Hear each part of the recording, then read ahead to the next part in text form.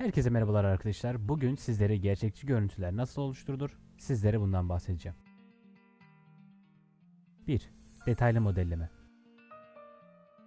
Bu aşama render için büyük bir önem arz etmektedir.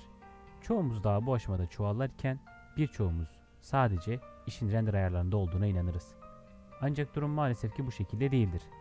Realistik renderlarda bu aşama ileri düzey modelleme olarak geçmektedir. Fakat yine çoğumuz modellemenin çok basit olduğuna inanır ve bu aşamayı olabildiğince hızlı geçmeye çalışırız. Her sanatçı modelleme yöntemlerini kendi yollarıyla ya bulur ya da öğrenir. İşin en can alıcı noktalarından birisi de bu aşamadır.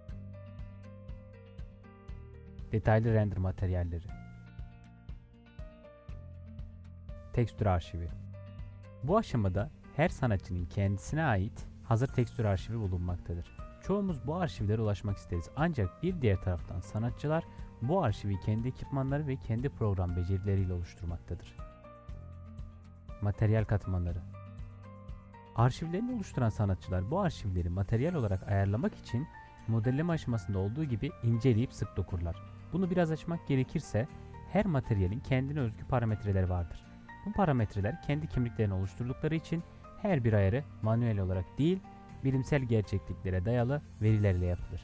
Çoğu bilimsel verileri ise üniversitelerin materyaller ile karakter analizi yapmış oldukları sitelerden ulaşabilirsiniz.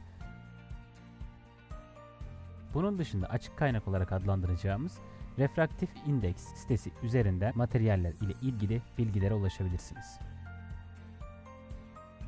Kompozisyon. Materyaller temel olarak katmanlardan oluşur. Bu katmanları anlamak ve bu katmanlar ile çalışmak için kompozit yani kompozisyon olarak adlandıracağımız materyal kimlikleri ile çalışmayı öğrenmemiz lazım.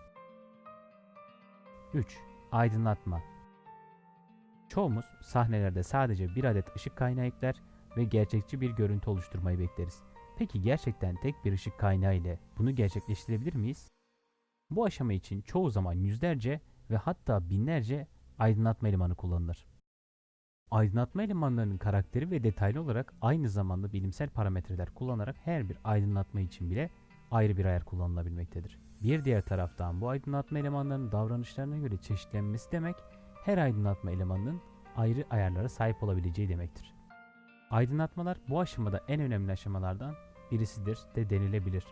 Çünkü doğru bir ışık kaynağı olmayan sahneler gözümüze pek de gerçekçi gelmeyecektir. Kameralar. Her ne kadar sahnemizi oluşturmuş olsak da eğer düzgün bir kamera açımız ve düzgün bir kamera ayarımız yok ise bunu yapmış olduğumuz tüm çalışmaların çöpe gitmesi manasını gelebilir. Bu noktada sanatçılar çalışmaların niteliklerine göre kamera ayarlamaları yaparlar. Her bir eserin, her bir çalışmanın kendisine ait bir açısı ve kendisine ait bir kadrajı vardır. Ancak her ne kadar bu çalışmalar farklı olsa da çoğu zaman sanatçılar altın orandan yararlanarak çalışmalarını kameraya alırlar. Render ayarları. Her başarılı erkeğin arkasında nasıl bir kadın varsa her başarılı çalışmaların arkasında da güzel bir render ayarı vardır. Çoğumuz bu bilgilerin çok gizli olduğuna inanırız. Ancak bu o kadar da doğru değildir.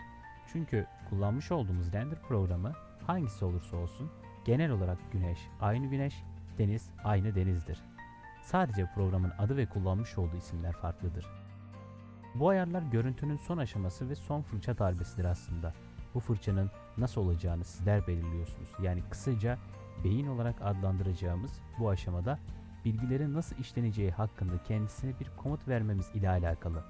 Görüntüyü oluşturacak bu aşamada yapmamız gereken tek şey aslında istediğimiz görüntüyü tabloya nasıl yansıtacağımızdır.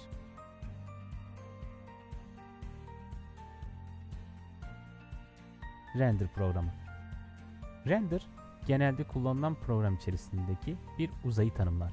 Yani aslında üretilmiş olan bu programlar üretilmiş birer evrendir. Her bir evren kendi kurallarını koyar ve bu kurallar üzerinden kendi işleyişine devam eder. Render programları da aynen bu şekildedir. Her bir programın kendisine ait bir arayüzü ve görüntüyü oluşturabilecek bir altyapıya sahiptirler.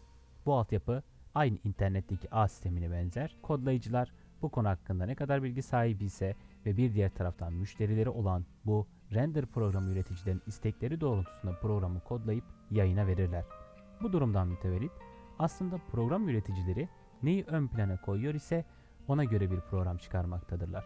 Kimileri için hız, kimileri için kalite, kimileri için ise fiyat.